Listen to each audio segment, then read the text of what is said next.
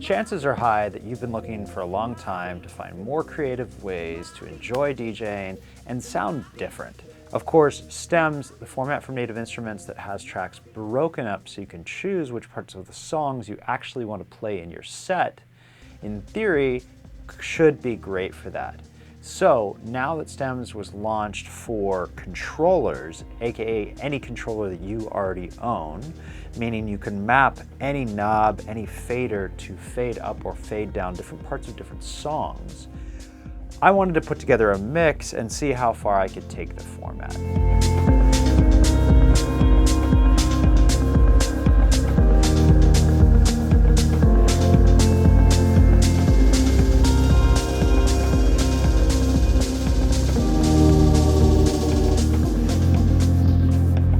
So in this tutorial, I want to show you how I map the different controllers and what I was doing in that video so you understand how to do it yourself in your own setup at home.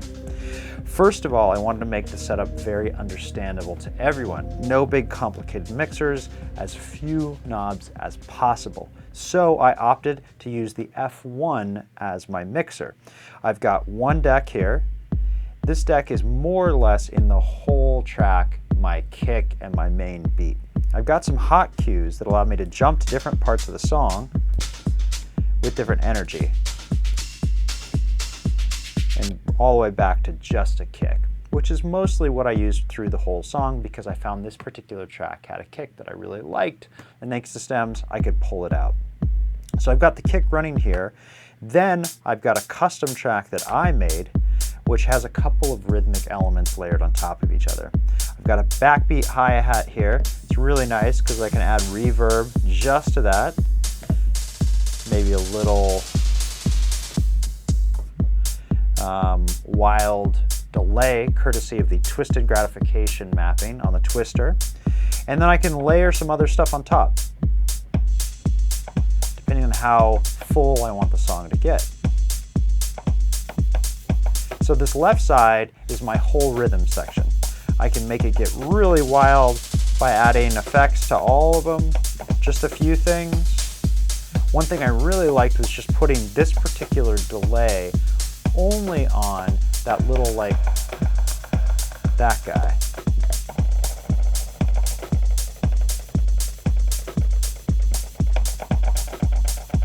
So now I only have the effects for that particular stem or that particular sound.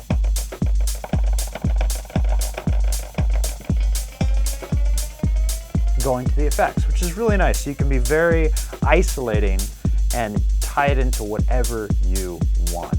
Stems is really good for that, so you don't have effects washed across the entire track. So I've got a nice rhythm section going here. Good vibe, nice swing. Now we need some music. So my bottom two tracks, or these faders, and by the way, everything's laid out 1, 2, 3, 4. So track 1, 2, 3, 4, track 1, 2, 3, 4, and all I've got is volume and gain. And then underneath that, I've mapped these LEDs to show you the post fader level from the mixer to give both me and you the sense of what was going on and what was being played where. Super simple. I hope it helped you follow along in the mix. So then we've got some tracks over here. And typically on these tracks, what I was doing is dropping out all of the drums and just using the instrumentals. So in this guy, I really liked the vocal, and then on this guy, I wanted the music. I might just use the bass if I'm creating room for the guitarist, so he can play the melody, and then bringing back the melody of the song in when there's space. Now with all three things going, we can do things like put effects on, say, the vocal and my drums. Let's go and make sure we've got some effects actually going on those. There he is.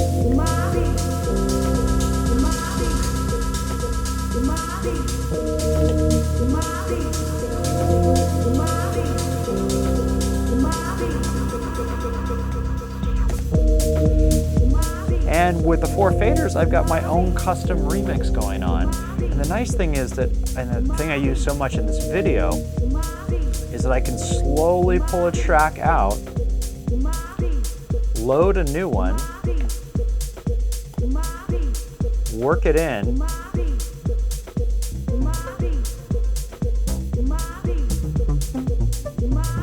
now I have a whole new key, a whole new vibe, but the drums and the rhythm, the swing, are consistent. They're perfectly in line, and we don't have these jarring transitions between different kicks and different swings and different beats, which I personally found to be really, really nice. Hopefully you didn't find it to be really boring. Now, if I wanted to change it up, bring some energy, I just jump to a different part in the songs, or maybe bring out some of these rhythms. And if I want to create a big, sense of energy, brings in more of the top end, some more percussion. So I've got all the different parts of a track, and I'm kind of doing on-the-fly arrangement with my drums, while bringing 2 different songs in and out, just like you would in a DJ set. So it's just 2 songs fading in and out of each other, with me controlling the amount of drums in the background. And then of course I've got my live guitarist playing on top, which gives me the opportunity to choose little melodic elements that I like from him, giving the whole thing kind of an unpredictable flavor that I think is essential for every DJ set. In terms of the stems, I think it's pretty obvious, but what I've done on each of these decks is mapped each knob to turn up or down the stems of that particular deck. So let's listen to this guy here. That's just, right now I've got nothing playing because all the stems are down. There's the beat of that track, which I'm not a big fan of, so we'll kill that. There's your bass. Let's go to a different part of the song. Oh, there's some snares, and here's the vocal. And then what I did is I mapped the output of each of those individual stem volumes to the button next to it. So if there's only one thing happening, for example, earlier in this track, let's see if we can find, here we go. You've only got, nothing's playing on this stem. And I know that because I can look at the LEDs, nothing's playing. I don't have to look at the screen. It's all on my controller, which I really, really liked. That's easy to do. It's just mapping the output of the stem level for that particular channel. And then you've got all these different things. Like I said, I didn't really like that beat, so I'll bring in my own. Maybe simplify that kick a little bit. Bring in a ride. Add some reverb to that ride. Make sure I only have effects on my drums. Maybe a little rhythm. A little swing. I like it.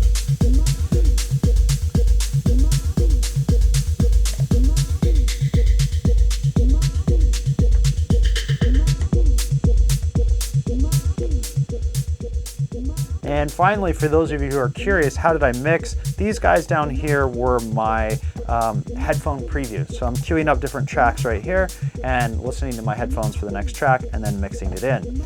So probably not my final live rig. I'm not going to switch to an X1 and two X1s and one F1, but I found it to be really fun and really simple. So I encourage you guys out there to not only try to incorporate random controllers like this into your setup, change it up, try different things, try something new, but also download the new version of Traktor, which allows you to map any controller to stems in Traktor, so you can find your own creative and unique ways to isolate music and create a mix that's totally unique to you.